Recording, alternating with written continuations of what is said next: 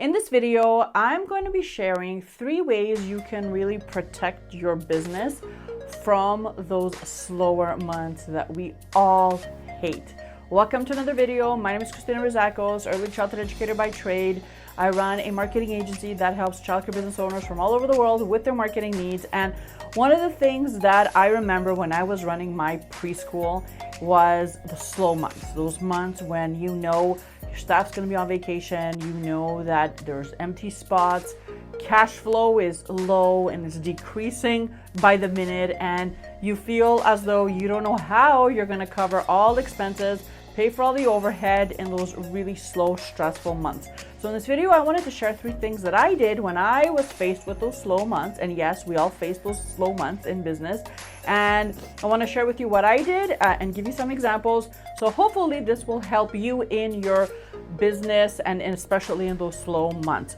So the first thing I want to talk about is always being in that type of mindset of preparation, like of being prepared. Whatever life is going to throw your way, whatever business is going to throw your way, I want you to always be thinking, a few steps ahead. And this is really difficult to do when you're in it and you feel as though you can't see the light of day, that things are not working, that you're stressed out, you're overwhelmed, and you're just tired. And I've been there and I know how overwhelming that might feel. But I really want to encourage you now that you're watching this and maybe, things aren't as bad or aren't as slow, that you take action from now. So what types of things can you do to really prepare your business, especially in the slow months? The first thing I want you to think about is starting an emergency fund. Okay, so this is something where you either visit your branch or you would go online on your online banking and you would open up a bank account and you would set up a direct transfer to go from one account to this emergency pot, and just whatever that amount is, whatever works for you, whatever's comfortable for you.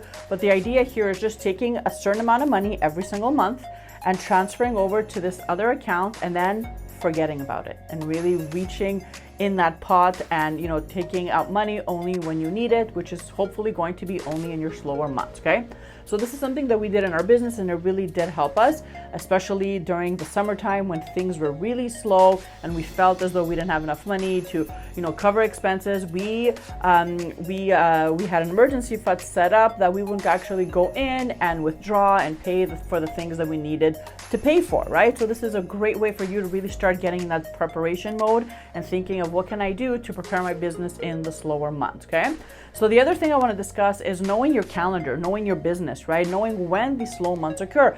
Most probably they're the same time throughout every year. So for example, for us, we knew that it was around May, June, and then up until August. So we knew that as soon as school would stop for the older siblings, that a lot of the parents would pull their kids out for a longer summer holiday. And back then the places were not paid. So let's say you wanted to take a really long vacation, we couldn't charge the parents for this time away, right? So we found other ways to complement, right? And to make sure that we were still increasing our sales even though this child was gone. So we did a few things, right? So first of all, we sat down in the office and we thought, okay, when are our slower months?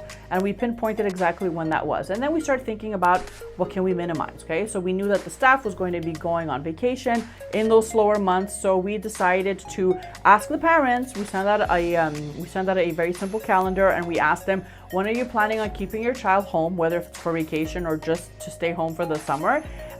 Just X the little boxes in the calendar and let us know, and please be honest, okay? So once the parents gave all that in to us, then we had a better idea how many kids we had, in the slower months. So we did things like we reached out to clients that were supposed to be starting in the fall time and we asked them if they wanted to start earlier. We started publicizing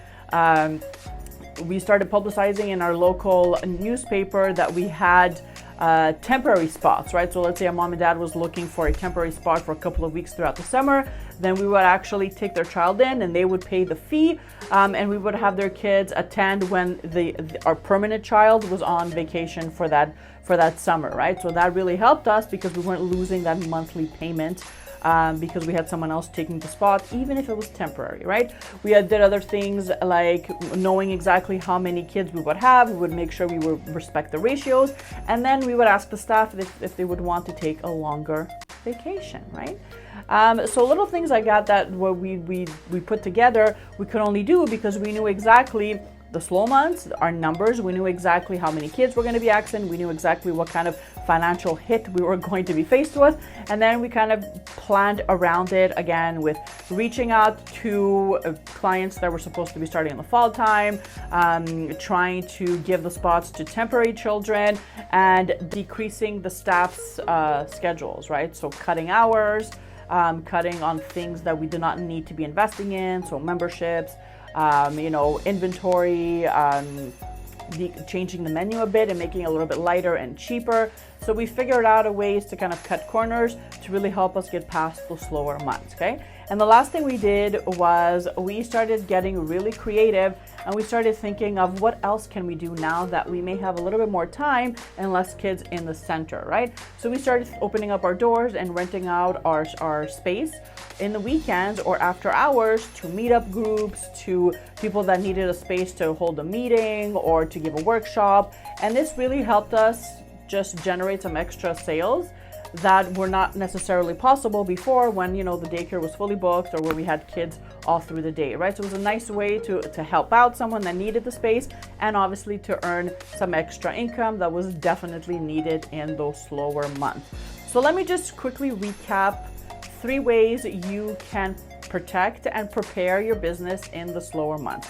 The first is starting an emergency pot, making sure that you are not touching the funds unless it's an emergency, right? The second thing to do is to open up your calendar and know exactly your numbers. Know how many kids are going to be present, know how many are absent, knowing the numbers of sales that you are not going to be receiving in those slower months, knowing exactly what your expenses are, and then coming up with a plan to cut corners, even if it's just for a few months, right? And lastly, get creative. Think of other things you can add in your daycare that can generate extra income. Maybe for you, it's a virtual class or renting out your space for the weekend or offering extra care after hours or for a date night for the parents, right? Get creative and think of things you can do that will definitely help carry you through those slower months. So I hope you enjoyed this video. Let me know underneath if you are planning on implementing a few of the things that I mentioned in this video. I also wanted to mention that I run the Childcare Business Hub. It is a monthly membership where we help our members with marketing, social media, content creation, as well as day-to-day operations. If you want to get some more information, I will post the link underneath this video. You can actually try it out for free for the first 5 days. And as always, I hope that this information blesses you and your business.